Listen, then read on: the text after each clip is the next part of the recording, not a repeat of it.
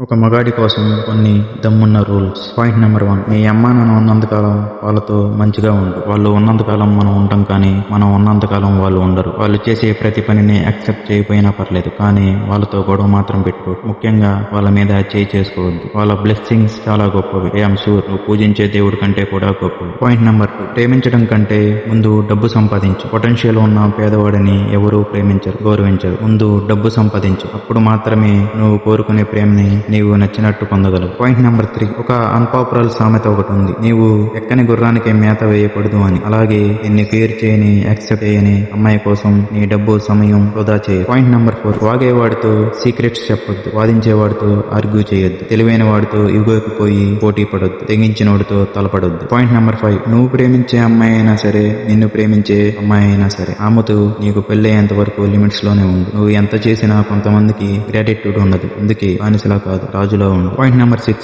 Sex కోసం ఎవరికి ఎప్పుడూ బలవంతం చేయకు. ఈవెన్ నీ గర్ల్ ఫ్రెండ్ అయినా, నీ లవర్ అయినా సరే. అత్యాచారం అనేది మగాడి లక్షణం కాదు, జంతువుల లక్షణం. అది వాళ్ళకి వాళ్ళుగా ఇష్టపడి చేయాలి. పాయింట్ నెంబర్ 7, అందరి మీద అరవకు, అర్థం చేసుకోరు. అందరినీ అర్థం చేసుకోవాలి అనుకో, నీ మీద అరుస్తారు. నీ జీవితంలో నువ్వు కొన్నిసార్లు చాలా కఠినంగా ఉండాలి, ఎందుకంటే మనల్ని ఎంతమంది అనదొక్కాలని చూసినా బెదిరిపోకూడదు. ఒకసారి మనం బెదిరిపోయామంటే వంచిన తనను పైకెత్తనివ్వరు. నీతో రిలేషన్ బాగున్నప్పుడు అన్ని విషయాలు నీకు చెప్తారు. అదే రిలేషన్ చెడిపోయినప్పుడు నీ విషయాలను అందరికీ చెప్తారు. జాగ్రత్త. డబ్బును నమ్ముకున్న బంధాలే కాదు, మనుషుల్ని, మనసుల్ని నమ్ముకున్న బంధాలు కూడా చాలా ఉంటాయి. అందుకే నీ వాళ్ళ కోసం నువ్వు ఎదిరించాల్సింది. అవసరం ఉన్నా లేకున్నా ఒకేలా ఉండడం నేర్చుకో. అవసరం కోసం నటించడం మొదలు పెడితే జీవితంతో నటిస్తూనే బతకాల్సి వస్తుంది. జాగ్రత్త. అందరూ ఉన్నప్పుడు బ్రతకడం కాదు, నీతో ఎవరూ లేకున్నా ఎలా బ్రతకాలో నేర్చుకో. ఎందుకంటే ఈ రోజుల్లో ఏ బంధం ఎలా వదిలి వెళ్ళిపోతుందో తెలియదు. కాలం కంటే వేగంగా మారే మనుషుల కోసం మనుషుల మధ్య బ్రతుకుతుంది. కాబట్టి ఎవరిని అతిగా నమ్మకూడదు. కన్నీళ్లు వదిలేసి చూడు. కన్నీళ్లు వదిలేసిన వాడు